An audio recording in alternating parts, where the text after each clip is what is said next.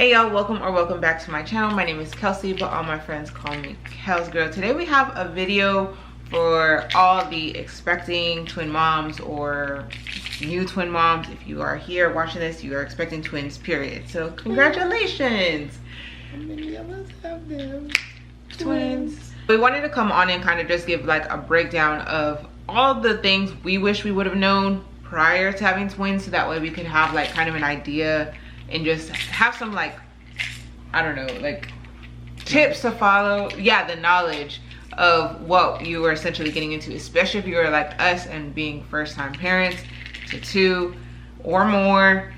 It can be a lot. For those who have multiples, you know, some people have 3, some people have 4. You just never know. So we're just gonna go ahead and get into it. First things first is it's going to get loud. No matter what, if you are having twins or multiples, it's going to get loud no matter what. Are you gonna say anything? Oh, God. My bad, man. Babe, I'm come on. cutting. First things first is it's going to get loud. Period. If you have multiples, it's going to get loud no matter what. Yeah, it's always gonna be loud. Somebody gonna be crying. If one ain't crying, the other one might be crying. If one ain't yelling, the other one yelling. So that's just something you have to prepare yourself for. you Just gotta mentally. have some patience and be ready for, you know, the noise. Something that I wish someone would have told us is you need to feed them at the same time. No ifs, ands, or buts about it. If one is hungry, they both hungry. We are eating, the best thing that we figured out after the fact is we are eating as a family, because if not, you are going to be feeding every hour. You're gonna be dog tired. Especially if you are planning to breastfeed. Yeah. You are going to be so tired, especially at the very beginning. Whenever they start cluster feeding, and it's literally like one baby will eat, go to sleep, and then wake up in like 15 minutes to eat again. If you're not eating at the same time, then you're just gonna be constant on go feeding. Eating all day. Just basically they're gonna be eating all day, because they not eating at the same time. So it's like, oh, well, such and such is hungry, or oh no man, this time such and such is hungry. Oh well, the other one hungry again. So it's just like, it's never ending. And that's one thing that we messed up on whenever they were in the newborn stage.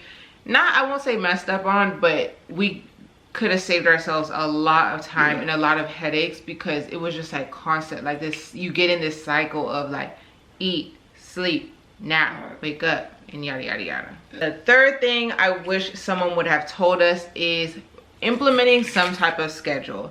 Now that doesn't mean you have to sleep train. I know a lot of people feel certain types of ways about that. That is up to you and your family to decide. But having some sort of schedule with multiples is key. yeah, I mean, basically they already on a schedule anyway, because they gotta eat every 3 hours when you're young, when they're in the newborn stage. So basically they still on a schedule, even though they sleep most of the time. But I think a schedule would be better for you know, because you know, oh well, the baby got to eat at 6 o'clock, so we need to schedule this, do this at the time that they sleep, or because we know the next feed coming up at 9 or somewhere like that.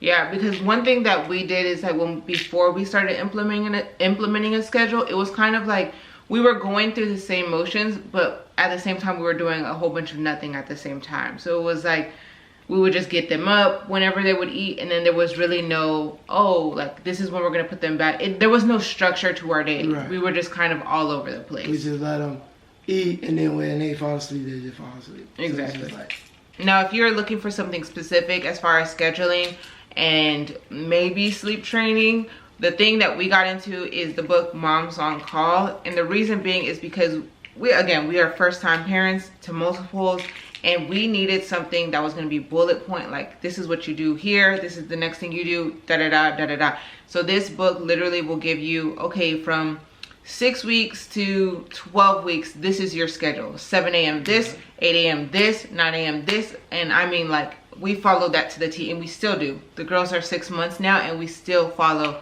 everything to a T. And they are, once we started implementing that schedule, they started sleeping through the night. Yeah, it was real good. Like, actually, it was good, you know, following that schedule, because we know, oh, they gonna be going to bed at this time. So it's our time to, you know, clean and get bottles ready, you know, laundry and all this stuff. So the scheduling is pretty, you know, great. Well, the moms on call is great too. So I think us following that gave us a little more time and to do what we wanted to do. Okay, the next thing I would highly suggest, if you're able to, is to implement some type of shift system, because that will save you mentally, physically, everything at the beginning, especially like in the newborn phase. We don't really do shifts anymore, but at the beginning it was needed. So basically what we did is we had an opening shift and then a closing shift. So Mark would take the closing shift because he is a night owl, he can stay up. So he would like stay up from 10 to like 3 in the morning. Yeah, 10 to like 3:30 in the morning. And then I would wake up at 3:30 whenever he's going to bed, and then I would work until like 10 a.m. So the good thing about the shifts is, even though you're on shift, it doesn't necessarily mean you have to stay up that whole time. It just means you respond to the baby. So if one of them got up at, let's say, like 4 in the morning, I would be the one to get up. That way Mark has uninterrupted sleep. Because at the beginning, uninterrupted sleep is so crucial. It's very underestimated how a good night's sleep is until you have twins. Beginning of the newborn stage, we both would just get up every 3 hours to change and, you know, feed the girls. And by the time the morning came, we'd just be tired and restless because we were both up, and we both wasn't getting sleep.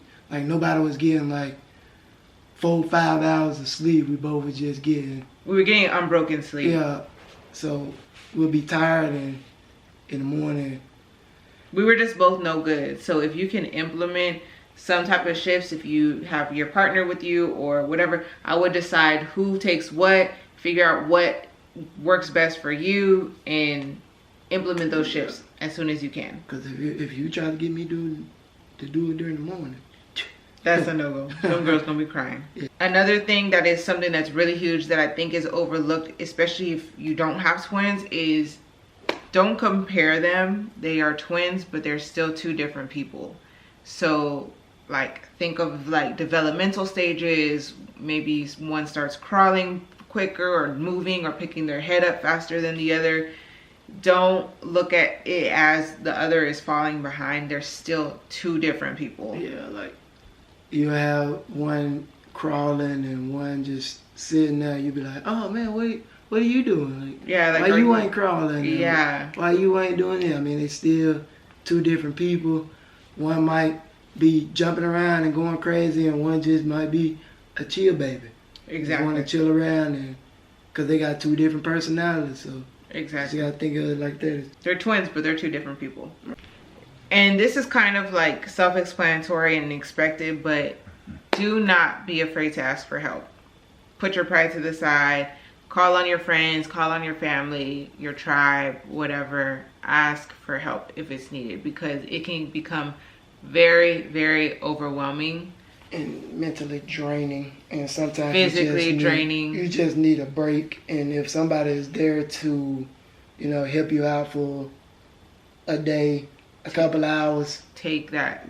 Just let them do it. I know it's hard to have somebody else looking over your babies, because, you know, you want to be there at all times, but sometimes you just need a break. And it doesn't have to be, oh, you go out somewhere, just you go in the room, go to take sleep, a nap, yeah, and just chill out for a minute, you know. Definitely. That's okay. Yeah, or even if it's someone coming over, you have family come over and they wash your dishes for you while you still take care of the baby. Just something, if anything, whatever it may be, do not be afraid to ask for help, because that was something that I struggled with. I do not like to ask for help, but having these twins, it will push you out of your comfort zone, and I had to lean on my family and my friends because it is hard. All right, friend, that is all for the video, all the tips that we have. If you have any questions, please don't be afraid to drop them down below, and we will try to answer them to the best of our ability. We are just 6 months into this game, so we aren't professionals, but we will try and help as much as we can. If you enjoyed this video, please like, share, comment, all the things, and I will see y'all in our next one. Later.